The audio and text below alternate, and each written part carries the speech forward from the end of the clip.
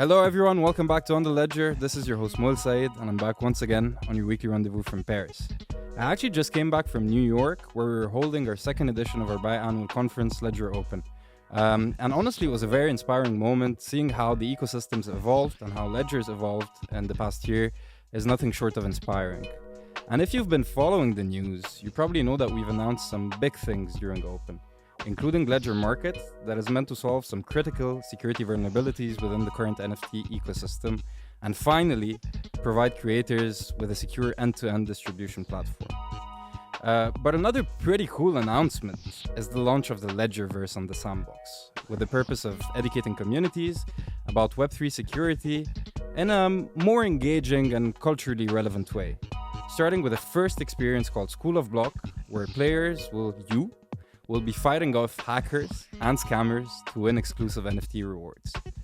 But what's that all about? Why is Ledger partnering with the Sandbox? And can the metaverse be a driver for Web3 adoption? Big questions, but we're in luck because today we've got a decent amount of brainpower on the show. I'm thrilled to be talking with the two Sebastien Bs, both active participants in the development of the metaverse. And first, we've got Sébastien Borget, CEO and co-founder of The Sandbox. We'll be joined by none other than Ledger's VP of Metaverse, Sebastien Badault. Gentlemen, welcome to the show. How's it going? Super good. Good to see you all. Good to see you, Seb. Pretty thrilled to have you both on the show. Actually, it's the first time for both of you, so I'm very stoked to start this conversation. And let's start by setting the table here for those uninitiated. Sebastien Borget, could you please tell us about the Sandbox? And most importantly, tell us about the story of the Sandbox, which is actually your story. Because it wasn't always meant to be a blockchain-based game, but the choices you made along the way made it so. So tell us about that evolution and the reasons behind it. All right. So the Sandbox today, it's actually a decentralized gaming virtual world where anyone can make 3D content and experiences, games, adventures, more, and own them and truly monetize them through the use of blockchain and NFTs.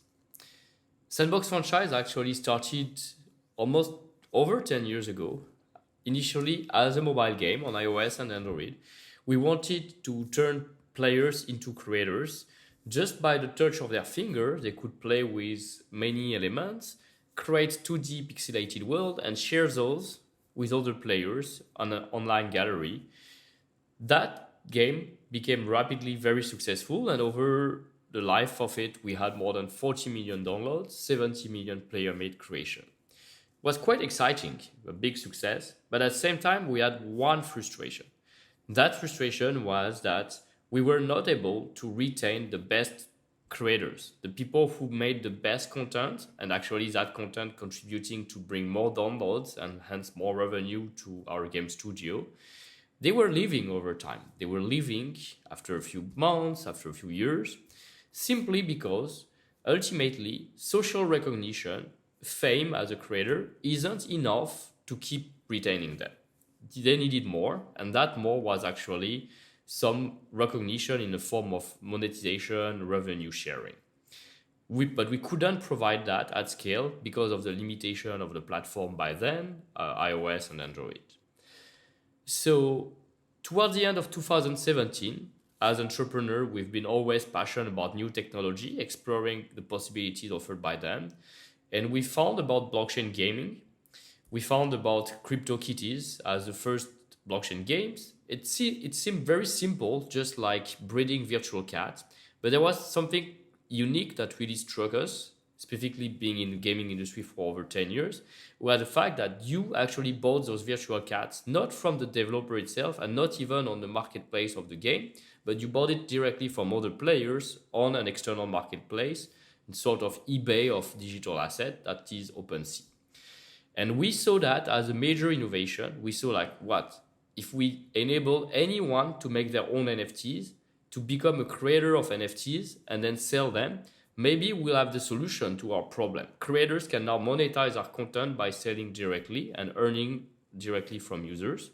And that's how came to us the idea. Let's combine user-generated content with NFTs, build a new version of Sandbox, this time no longer as a mobile 2D game, but as a multiplayer 3D and PC and Mac first, and then multi-platform platform actually, with creation tool, with a marketplace, with a map, making it becoming a virtual world, with a game maker, no code, and a game client.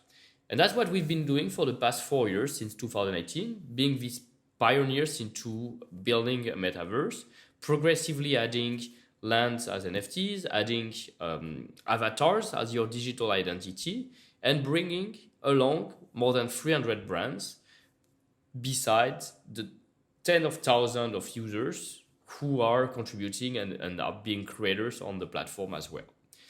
That's really where we are today. Sandbox counts more than 3 million registered users with a wallet. We've launched successfully 2 alpha seasons where users could play and engage with the content made by the community, and proudly having more than 21,500 unique landowners who are stakeholders of the platform, contributing to its development and being also involved into its success.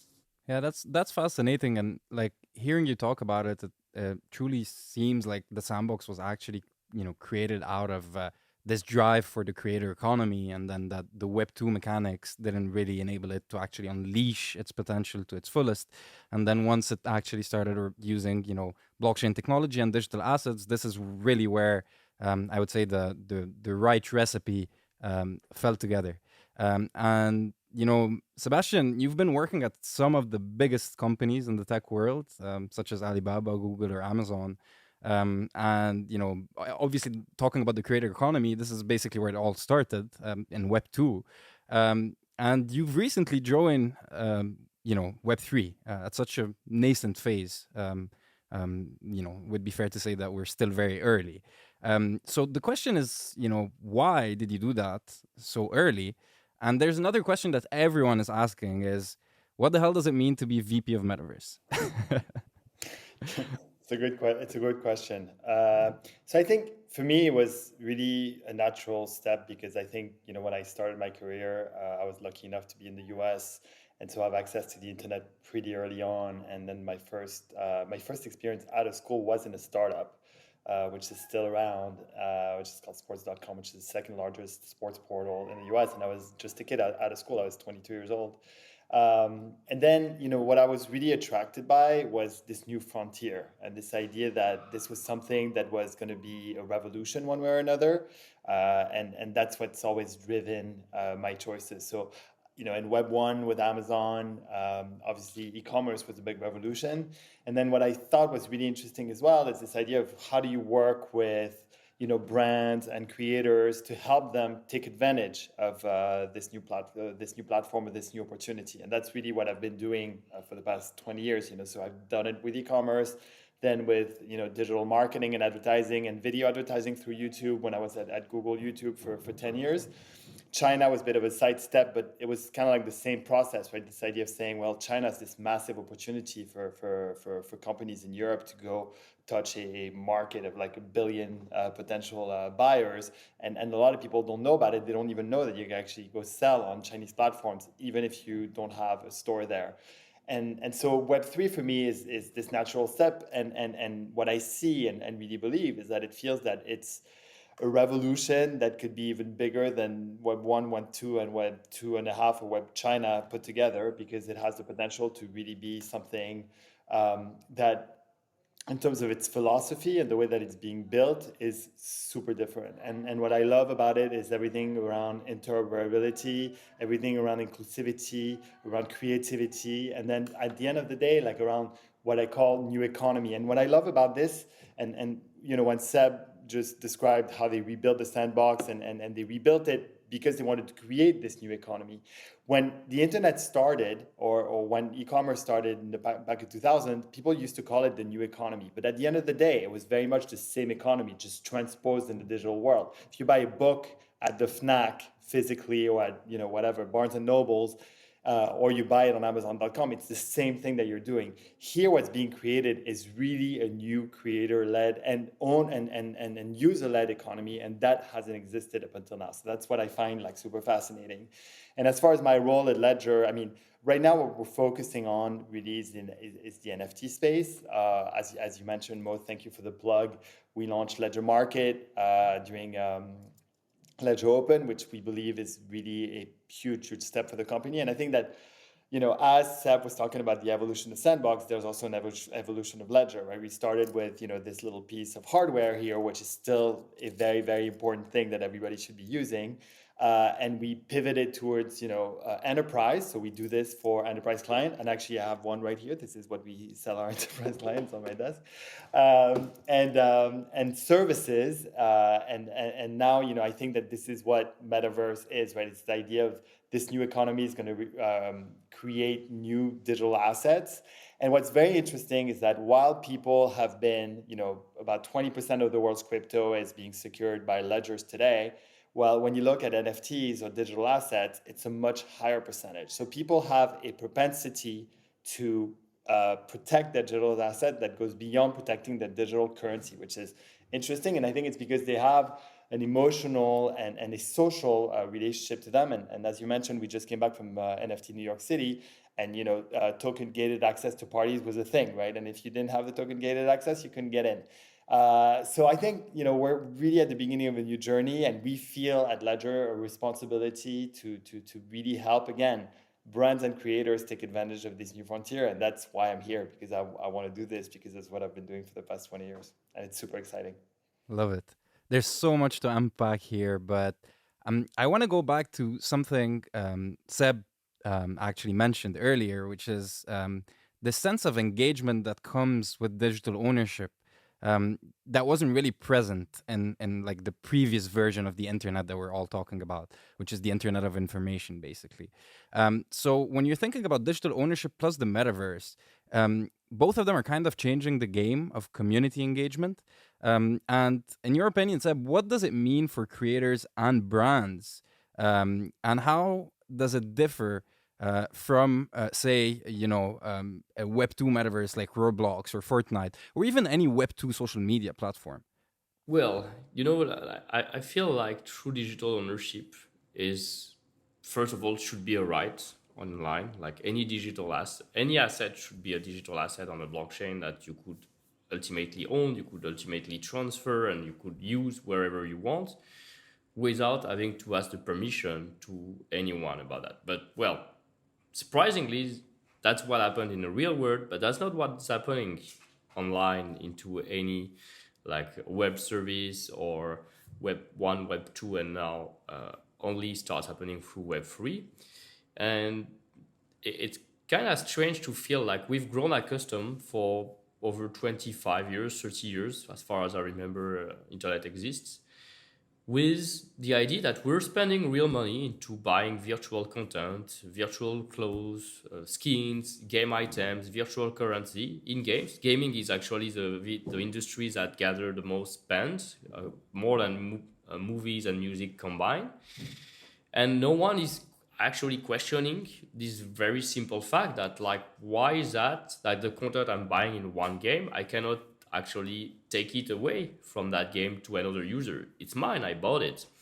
And you not only cannot transfer it to another users, you cannot sell it. There is no way to cash it back when you leave the game or the game actually closed because for whatever reason, it's no longer operating, it was not profitable, or just getting too old and no longer developed. All of those, it's something that we've been accustomed to for a long time, and we've seen into virtual worlds, and a lot of virtual worlds that are still proclaiming themselves metaverses, they are still just centralized walled garden economies, which are trying to, who are locking in their users and their data, and even worse, they are building business models where they are monetizing the users and their data, sometimes without even their consent, by selling that data to advertisers who are going to try to sell them other product online, etc. That creates an even worse user experience overall, where we as users feel like there's ads everywhere, we're being tracked online, we're sometimes even being influenced into our decision, and our democracy and freedom is at risk. But more than that, we feel like that everything has to be transactional. There's no more space for imagination. There's no more space for just experience. And there is no way that you can be building a place where it's no longer like that. And users take back that ownership of their identity, take back their ownership of their data, etc. So Second Life was probably one of the very first virtual world where users could already own land, could already have an avatar, interact, but all of it was built around like just trying to reproduce the real world, those brick and mortar shops, and try to sell product to users. Was frankly speaking pretty boring, not fun. And you did have a huge brand adoption as well. Like we had a French president who's done his presidential campaign in Second Life. I don't know if you guys know about this, but the adoption back then was like there was a huge momentum around this. But every time I ask around, like, who ever tried Second Life? Yes, once. Whoever tried twice? Well, that falls down rapidly. And that's the issue. Like, people don't think and don't try to build the metaverse as not just a place you come, but you're going to come repeatedly. Like, probably you create an habit because you will find fun, because you will interact regularly, you will discover new things, and you'll have a great reason to do so. There's always something new, something fresh, something unexpected. You get joy into the discovery, but you can also get revenue from the content you sell, from the experience you have that people could access, for example, through NFT gating and more. So fast forward today, like what blockchain and NFTs allows us to do is to finally let users own their identity, that avatar, own their digital asset, such as like wearables, equipment, game item, virtual land, virtual houses, and more, own their currency, and have that real freedom of using them from one world to another, creating that truly open metaverse, back to, for us, what a definition of metaverse is. Like this set, it's myriad of virtual world where users can move from one another with total freedom of their identity.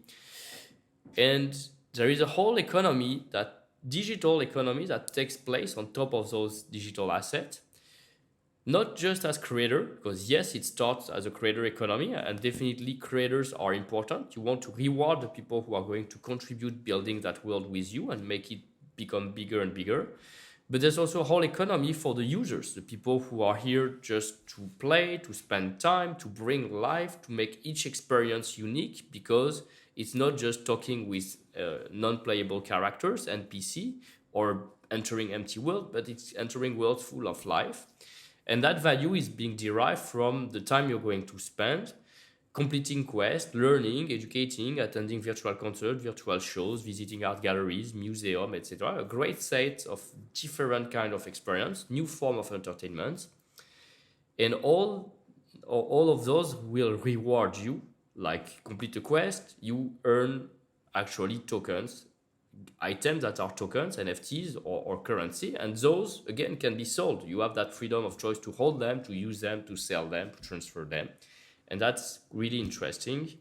And I think that's here the ground to build something really new that we've not seen before, that has the greater potential to retain users and engage them over time.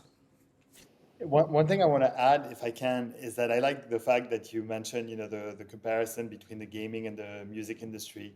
And I think it's very powerful because when you look at the two industries, maybe like 40 years ago, 50 years ago, they were about the same size, but they were both like about $20 billion. And the music industry went way up, then went way down, almost crashed to its death, like around the Napster time, and then like went back up thanks to Spotify. But their mindset was always to try to like trap the user, right? Like the idea was to say, hey, you had this thing on LP, now buy it on cassette, now buy it on CD, now buy the special edition, whatever. Now rent your music because you don't own it anymore. But basically, you pay again and again for something that you already own. And the music industry was always trying to find new ways to make their consumer base and never trying to help innovation. While the gaming industry has always innovated first. And as a result, now it's 8 times the size of the music industry. And I think that that's a very powerful message for anyone in business, that innovation at the end of the day will win. And being consumer centric and thinking about your customer first. And so when Seb is saying, if you own, if this sweatshirt that I own it, I can wear it whenever I want, wherever I go. I can wear it in the restaurant, I can wear it at a friend's house. And it's not like if I go somewhere else, I cannot own it. The same should go for digital assets. And so creating that freedom for players that the gaming industry is doing is the right way to go. And I think that, for brands, when we're thinking about them going into that space, it's a process for them because they're not necessarily used to, giving that much freedom. But the freedom, as you can see from the gaming industry, is also something that creates growth and creates, user loyalty because, they feel that they're being treated well by the people that they engage with. Yeah, it's a huge opportunity, and you think about the network effects of actually having a presence in the metaverse. And I'm a big fan of Raoul Pal, and he always mentions Metcalfe's law. And if you think about the metaverse, it's just the idea that one person can actually become two person, they can actually become a community, and then keeps growing with a shared idea of the same values and the same culture. But Seb, I want to go back to something that you were talking about, which is that most people still perceive Ledger as being a hardware security company. While that is entirely true, there's more to it than that. And you've said it right when you've mentioned, Ledger Market, and of course the Ledgerverse. So tell us more about that.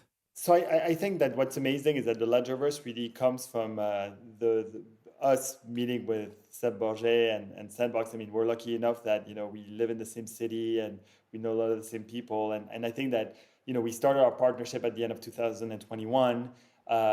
We are now like proud owners of a 6x6 estate on your land, and that will get pushed very, very quickly, and then we'll be there. And then I think Mo, it actually starts with you. You're the one who should be telling the story, because I think that when you went to ECC in July, you came back and you said, "Oh my God, the sandbox is so cool. We got to get on it," right? And so I think that what I love about the Ledgerverse is that it really sits at this kind of interesting crossroads of everything that Ledger is, right? So it's around education, because we feel that it's our responsibility to educate people around the importance of security when they get onto Web3. I mean, Web3 is an amazing opportunity. It's like the idea of self-custody and self-sovereignty after everything that we've had to deal with in the past 15 to 20 years, where we really gave away all of our personal information to these different companies. Now we go back to actually owning it, but that, with the whole Spider-Man thing, great power comes great responsibility. Yeah, it's a responsibility to own your own thing. Right now, I don't have my money. My money is in the bank. I mean, some of it is here, but most of it is in the bank. So I have to go ask my banker to go use my money. If I have my own money, yeah, it's much more freedom, but it has responsibility. And so I think that we feel that because we understand that space and because we create products that allow for people to be secure, it's also our responsibility to explain to them how to do that. That was true in the crypto world. It's even more true in the NFT world, because as we know, there isn't a week that goes by where there isn't a hack or a scam. I think it's about $3 billion that has been scammed since 2021 in different hacks that have happened, and that cannot go. So it's in our own interest, because we want the ecosystem to grow. So it's the interest of Ledger, but it's the interest of the overall ecosystem as a whole, right? Like, it will not grow unless you create ease of use and inclusivity, and it will not grow unless you create something that's secure. So I think it spoke very well also to Sandbox, because I think it's also in their interest, and also because I think that in the way, and Seb, I'm speaking for you, but I'm sure you'll agree that the reason why, what I love about Sandbox is that it's accessible to anyone. You don't need a VR headset. You don't need to have some kind of power in coding or whatever. Anyone can come and build, and so it's very, very inclusive that way. So what we unveiled last week, and where you were unveiling it, which is this first game essentially where people are going to be able to come in and do these different quests and win all these different tokens and then create a shield. And then next to that, what we're also doing, which I think is very powerful, is creating these super cool custom Ledger Nanos with the Sandbox Oh, you have one right there. Yeah. Yeah, awesome. Yeah, Seb's got the box. Nobody's got like the super custom one. No, we'll have to put it in the show notes because we made like this really it was actually on display at Ledger Open. We made this really cool one, which is the map of the Ledgerverse within the sandbox and a little ledger in there.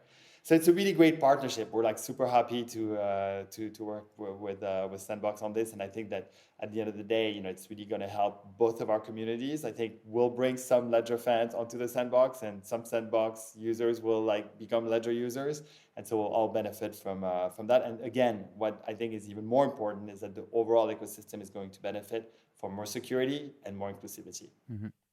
Yeah, and coming back to that ECC moment, that was actually really the moment when last year during ECC, I attended the conference Sebastien was doing. And it was really a click moment for me because we were thinking about new ways of trying to educate people and making sure like education in Web3 is very, I would say, separate from the Web3 experience itself. If you want to learn about Web3 security, you need to use Web2 mediums like read an article, listen to a podcast, watch a video. And the thing is that, the incentives aren't really aligned. And when Seb was talking about, different gamification possibilities and the fact that you can actually educate people by creating storylines and using NFTs as an incentive, it really was to me like, the right information and the right inspiration at the right time to start thinking about how can we actually start educating people in a way that is actually completely aligned with what they're actually coming into the space for, which is basically, getting NFTs and experiencing the space. You know what I loved about what you're saying, Mo, is that every time I talk to people, because obviously, we're still a very small community, right? Like Web3 is being built right now. We're at very early days. Anderson Horowitz just released a report that shows that when you look at the level of the adoption of Web3, we're at the equivalent of maybe like 1992 if you compare it to the equivalent to the adoption of the web, right? Like in terms of number of users, and it took a while to get to 1 billion users for the internet, and it's going to be the same for Web3. But and that's fine. But what I think is really interesting is that when people ask me, so what do I do? What do I do if I want to get into it? And what I tell them always is like, just go out and test it out, try it out. Like buy some crypto, buy an NFT, buy a ledger, go on Sandbox, try it out. And so I think what's amazing is that this particular partnership is a great way to tell people, hey, you want to learn about crypto and security? Go on the Sandbox and check it out. And that's a really easy step for people to take. And then they can, go down the rabbit hole and do different things. But I think to bring more people onto the space, you need to really be, create an easy on-ramp. And to me, that's a really easy on-ramp. Yeah, couldn't agree more. Like, there's two things about what you've been saying, Mo and Seb, here that's I'm really aligned here. Is first thing is like when most of the brand enter the metaverse, they go into it more creatively. They start even to redefine themselves. They start embracing and opening themselves and embracing user-generated content to expand their presence creatively together with their community. And they go through a process where they focus on like what's rather than trying to extract value from users, they try to look at like what value can I give to my user with this new medium of expression, with this new technology, where they become, when my users have become an avatar, they can socialize with each other and they can do all sorts of action like engaging with quests, completing games, or even just dancing, expressing themselves and more. And we're having this whole range of experiences. Like, of course, Sandbox started as a game. That's our background. That's what enabled us to bring more entertainment around everything, all the experience that brand bring. But we are excited to push into many other areas, including education.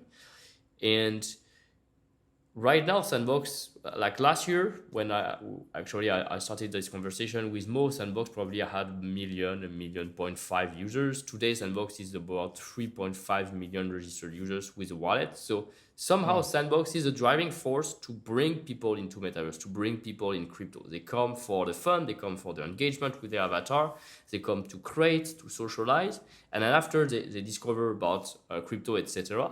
But they are not necessarily well educated toward the risk, like you mentioned, of like what it means to hold your own crypto.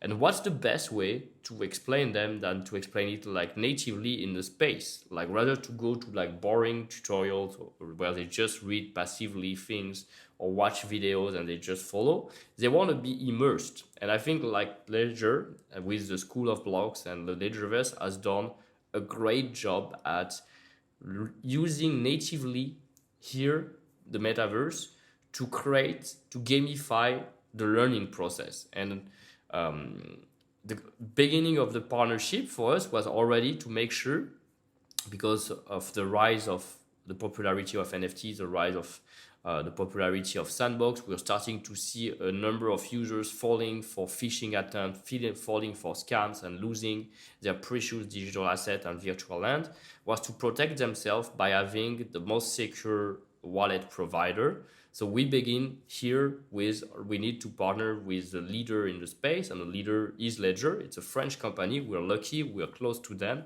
Let's go talk to them. So a year ago at a conference at CC in Paris, we start engaging in the conversation. But very rapidly, the vision evolved, and we said we have to do more than just provide a wallet. Providing the wallet is just a step one toward the overall immersion and taking users. And I'm glad that we could, like the experience, within a year, much less time, actually, we built an amazing experience. Actually, I love to hear like who you picked to build, how was the creative process behind it, gamified, and with the benefit of like security, education, earning rewards. Like it's definitely a great showcase of how other brands can enter the space and offer something of value to their user base, reinventing themselves, growing out of their core business. I mean, the amount of passion and engagement that we got from the team, to answer your question, Sebastian, like with Cyril here in the room, Swipeback, the guys at Swipeback that were actually, helping us build this, everyone was feeling that there was a lot of purpose behind the project. Like that we all knew someone who got scammed, we all knew someone who got hacked, and we all want to make sure that, to prevent that in the future because we want to protect the space. But at the same time, being able to do it in a way that's fun by creating a story and creating characters and putting in Easter eggs and thinking about the reward of, Seb mentioned it, the Ledger armor and shield that everyone will be able to get and wear it further down the line in the metaverse, being some sort of a memory of, going through that first experience, which is the School of Block. It's a lot of fun. And to your point, like the level of engagement isn't only from the community, it's the level of engagement of the people that are actually, creating this thing. So we've actually got a lot of ideas for the next few lands, and obviously we're going to try and play around a bit more with the technology and what it enables us to do. Actually, I saw you already launch a creative contest called with VoxEdit, the 3D editor, and maybe a game jam. So you're already engaging the community to learn new skills, to become creators themselves and participate to build collectively the next experience, as far as I understand. Yeah, and actually, thanks for that. I'll just explain what that is. Actually, if you're listening to this and you want to participate in the contest, you can actually design a voxelized character of any kind, any form, and we'll use your character in our next map as an NPC. So your creation will come to life in the Ledgerverse. That's cool. Ian Rogers, who's often a guest on this podcast, he says something which I really like. He says that people only start caring about security when they get wrecked, and it shouldn't be that way. And so I think this is a really good example of like making people care about security before they actually have to deal with it, and I think that's big. The other thing is that I love, and unfortunately it's not mine, but I think the fact that we called it the Ledgerverse showed that this was meant to be, right? Because it just fits so beautifully. Ledgerverse on Sandbox just sounds amazing in terms of branding. I think it's an amazing brand, the Ledgerverse. Yeah. So it's time for us to move to the last segment of the show. I've decided to share my role with you and have you ask each other one question each. So this is our usual way of participating in decentralization. Feel free to go first. Okay, so I found one. So actually, I can I ask two?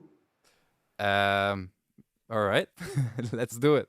I have one which is the one that popped into my head, and then I have one that I really like that Tim Ferriss asks all his guests. So the one that popped into my head is that I would love to know what Seb wanted to do when you was a kid, when you was thinking about, what you want to do when you grow up, what did you want to do when you grew up?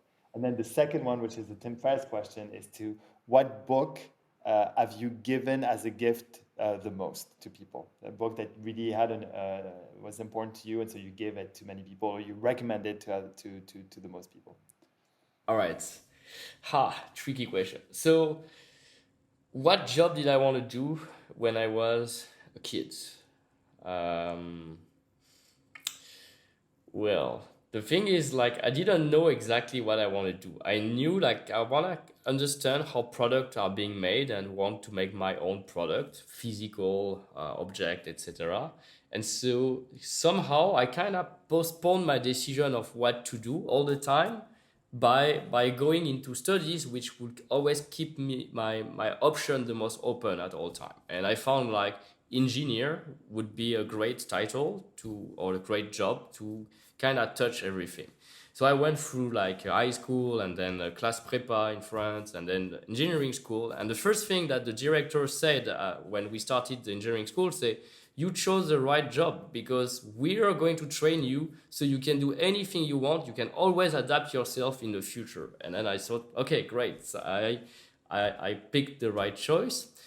And well, I didn't end up being an engineer anymore. I kind of dive into being entrepreneur and managing business aspect, operation, people, ideas, and much more over time.